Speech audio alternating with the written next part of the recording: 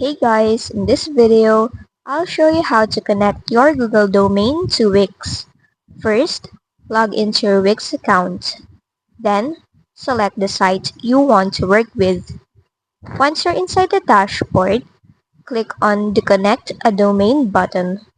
Next, enter your Google domain and click Let's Go. Now, confirm that you own the domain. And confirm again that it's from Google Domains. Once that's done, click on Start.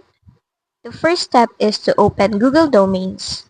Once inside, go to the My Domains section and click Manage beside the one that you want to connect. After that, go back to Wix and confirm that you've found your domain. For the next step, you'll need to locate your name servers. So, return to Google Domains. On the left panel, click DNS and then go to the Custom Name Server section at the top.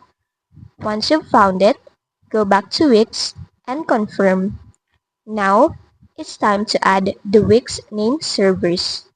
To do this, go back to Google Domains.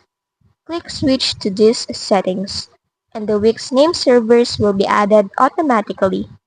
Finally, return to Wix and confirm that you've updated them. And that's it. Your Google domain is now connected to your Wix site. If this video helped you, don't forget to like, subscribe, and hit the bell icon for more tutorials.